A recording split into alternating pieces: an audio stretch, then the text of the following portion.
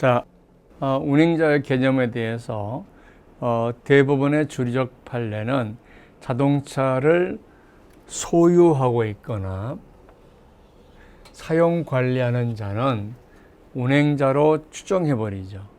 그리고 그 자가 운행지배권을 상실했다라고 반증을 못하면 운행지배권이 있다라고 하는 거죠.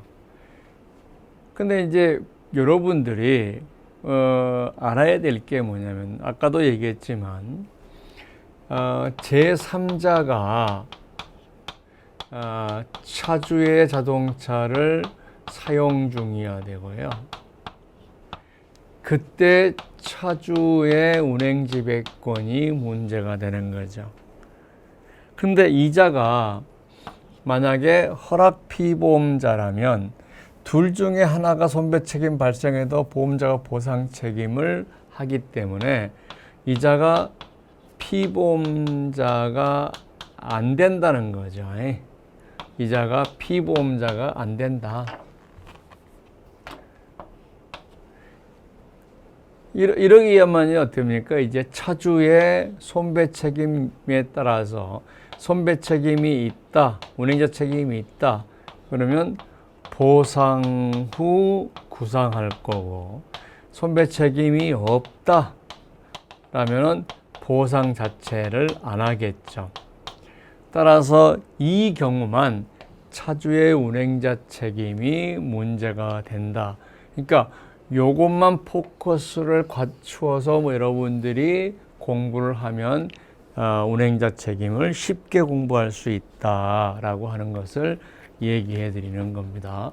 그러니까 여러분들이 운행자 책임에 대해서 뭐 200페이지, 100페이지 있는 거 다 공부해도 아무 필요 없습니다. 여러분이 그거 해와야 머릿속에 아무것도 남는 게 아니에요. 그러니까 이거를 여러분들이 알고 이것만 포커스를 가지면 됩니다 하는 거죠. 자, 그러면은요, 자, 아주 중요한 걸 얘기할게요. 자, 우리가 아까 차주가 있어요. 제3자가 자동차를 사용할 때 차주의 운행지배권이 문제가 됩니다 라고 했죠.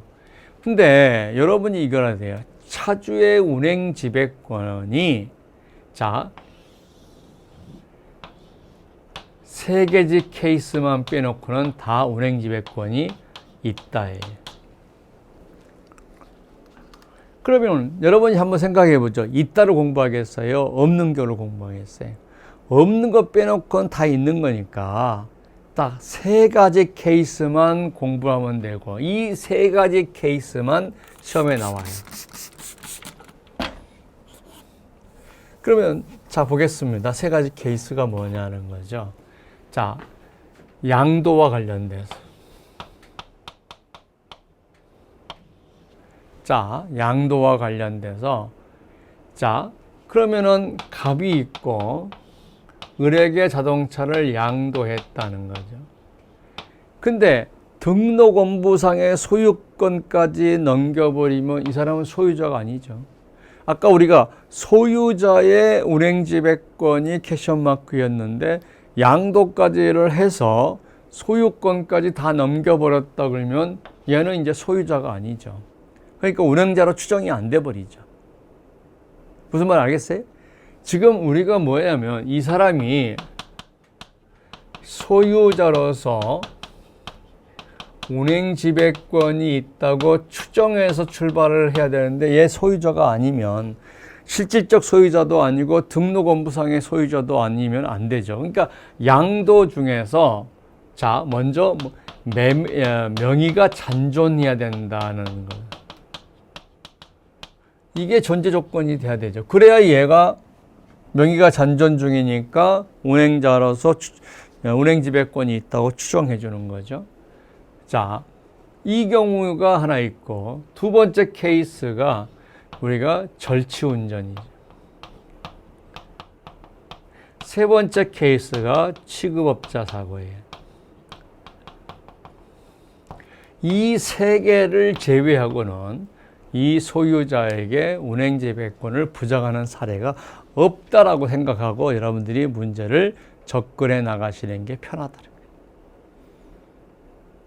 자, 그래서 우리 이 세 개만 여러분이 공부하시면 운행지배, 차주에게 운행지배권이 있냐 없냐에 대해서 공부하기 전에 세 개 빼놓고는 있다.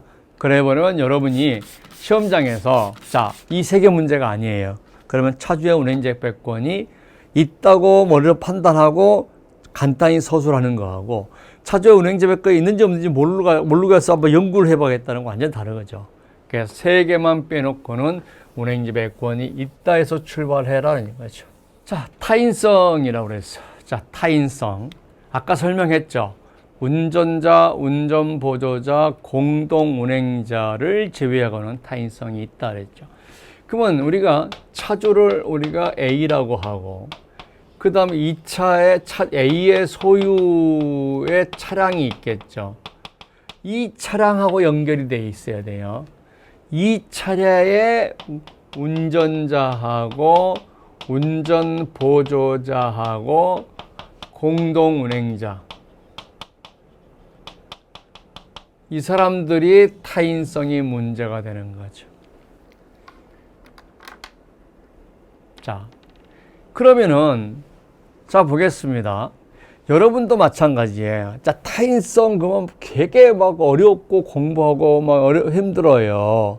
그런데 자, 이 사람들은 원칙적으로 부정이에요.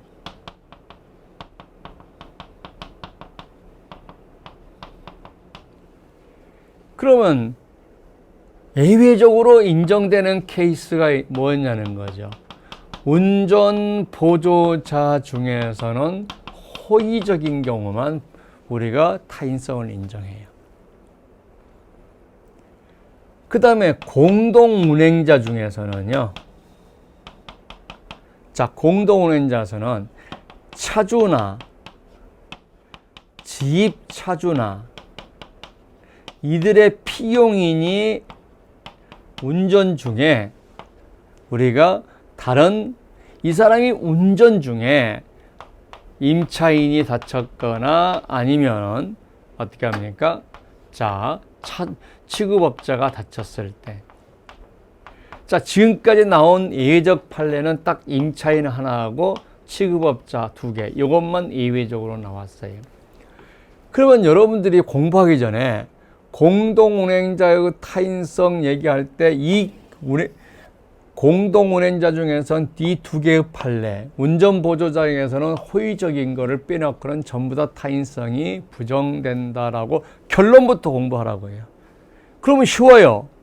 그런데 어떻게 합니까? 여러분들이 자꾸 뭘 풀어서 타인성이 있나 없나 알아보자, 이런 막 공부하다 보면 여러분들 시험장에서 이거 언제 공부하겠냐고. 그러니까 공동운행자 타인성은 없다. 그죠?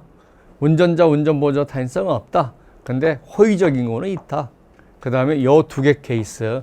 누가 운전을 조건으로 차주나 지입차주나 지입차의 피용인이 운전한다는 조건 하에서 임차인이나 우리가 자동차 취급업자가 판례가 있다.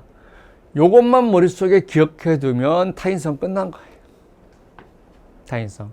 그러니까 자꾸 그렇게 어렵게 공부하지 마시고 쉽게 우리가 공부해야 돼요.